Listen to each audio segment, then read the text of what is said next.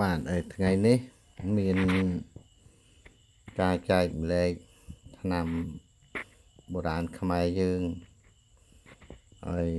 មួយមុខបាទសម្រាប់ថ្នាំនេះមានឈ្មោះថាបញ្ចុះរោគក្នុងខ្លួនហើយសំខាន់ជាងគេនោះវាបញ្ចុះរោគអ្នកជំងឺក៏បាននឹងសម្រាប់អ្នកជំងឺតែអ្នកអត់ឈឺក៏ប្រើបានដែរវាចុះរោគផ្សេងអញ្ចឹងណា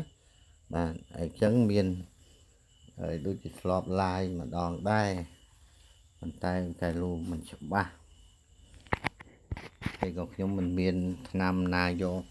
ដើមថ្នាំយកមកចង្អុលដែរទៀតណាហើយគ្រាន់តែថ្នាំនេះខ្ញុំធ្លាប់ប្រសោតប្រើកន្លងមកហើយវាល្អហើយ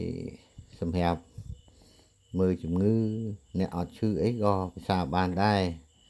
អញ្ចឹងបើសិនជាបងប្អូនអាចរកបានក៏រកទៅប្រើសម្រាប់គ្រូមើលហ្នឹងជំងឺមើលអីក៏ប្រើបានហើយបើយើងយកអ្នកដែលមិនឈឺនឹងមានថាការៈមិនសូវស្រួលលមុខទល់លមុខទល់អីខ្យល់ដើមស្រួលអីក៏ហូបបានដែរថ្នាំនេះពិសេសត្រង់ចេះបើសិនជាយើងហូបហើយវាបញ្ចុះហើយវារាកដែរបាទវារាកហើយបើសិនជាយើងចង់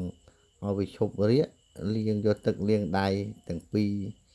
ទៅលាងដៃទៅវាឈប់ហើយហ្នឹងហើយបើយើងឲ្យវារាកវាពេលចុះរោគអស់វាឈប់ហើយហ្នឹងហើយឈប់រាកហើយហ្នឹងហើយយើងមានពិសេសថងហ្នឹងហើយក៏ចង់ចែកជូនទៅបងប្អូនយើងក្នុងឱកាសទិវារាត្រីនេះបាទឆ្នាំនេះច្រាំដាំទឹកហូបណាហាលស្ងួតក៏បានហូបស្រស់ក៏បានដែរមាន8មុខបានបើយកនេះត្រូវថែមមួយមុខទៅទៀតបាទក៏បានដែរអញ្ចឹងហើយចាប់ផ្ដើមអ្នកនេះកត់ទុកទៅបើសិនជាអាចបើមិនចាំហើយក៏ទុកវីដេអូនឹងស្ដាប់ពេលយើងត្រូវការក៏បានដែរទី1ទី2អាចសូមជួយចែករំលែក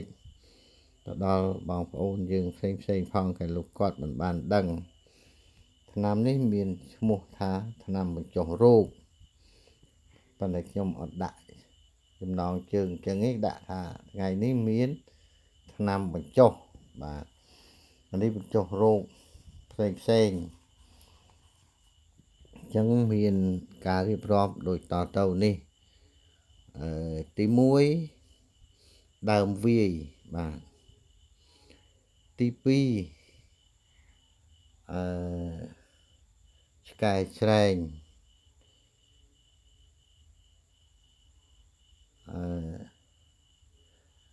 ទី3លាជផ្ទុះ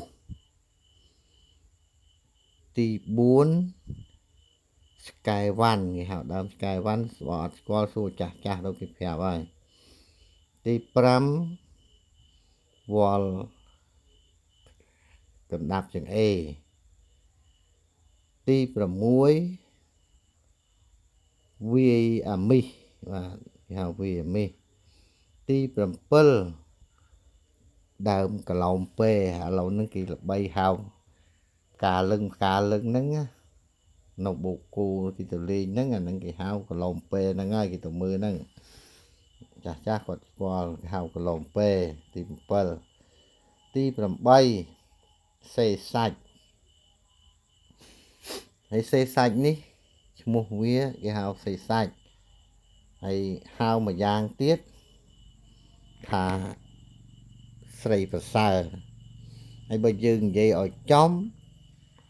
ឈ្មោះត្មងដើមអាងៀងល្ងៀងកូនង៉ែតមិនល្ងៀងឆ្លោឯណាគេហៅឈ្មោះវាសេសាច់ហើយឈ្មោះមួយទៀតគេហៅស្រីប្រសើរហើយបើឈ្មោះដែលហៅសាមញ្ញធម្មតាហៅថាល្ងៀងកូនង៉ែតល្ងៀងហ្នឹងគេអត់ឆ្លោហូបទេ ហើយត្រួយវាល្អណាស់ហ្នឹងលាស់ស្លឹកល្អណាស់ហើយអញ្ចឹងម្ដងទៀតខែនោះមិនច្បាស់ទៀតណាថាពី3ដងឲ្យស្ដាប់ទី1ដើមវាយគេថាវាយមាន2មានវាយមាសវាលីងហ្នឹងហើយទី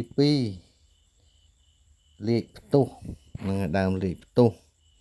ទី3ឆ្កែច្រែងហ្នឹងណាទី4ឆ្កែវ៉ាន់ទី5វល់ក្តាប់ជាងអេទី6វាយមាសទី7កឡុំពេទី8សេសាច់ហៅស្រីប្រសើរឬក៏ហៅល្ងៀងកូនង៉ែតហើយមួយមុខទៀតអាចបញ្ចូលបានចង់ឲ្យវិរិយខ្លាំងដាក់ដង្ហិតបាទដង្ហិតធំណាដើមដង្ហិតធំហ្នឹងមួយមុខទៀតវាមាន9ហ្នឹងហើយបើយើងធម្មតាជំងឺធម្មតា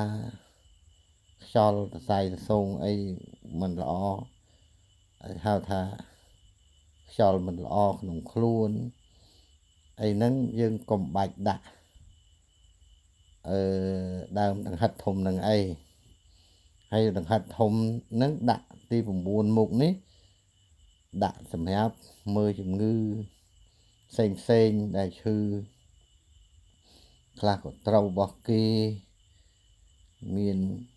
ទៅតាមអាហារតាមអីផ្សេងហ្នឹងក៏វាអាចធ្លាក់ដែរជំរុះដែរ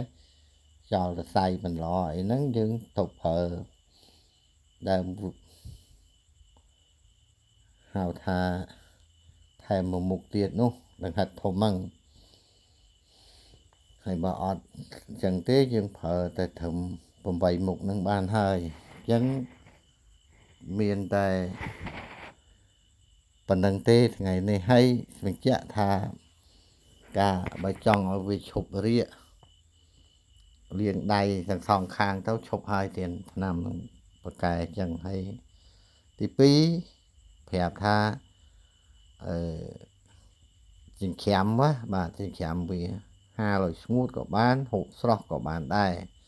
ច្រាំភ្លាមដាំហូបភ្លាមក៏បានហ្នឹងហើយបើយើងធ្វើទុកអាចយើងហាលឲ្យស្ងួតទុកកុំឲ្យវាខូចអញ្ចឹងហើយក្នុងឱកាសទិវារាត្រីនេះជូនឆ្នាំប៉ុណ្ណឹងចុះហើយក៏សូមជូនពរដល់បងប្អូន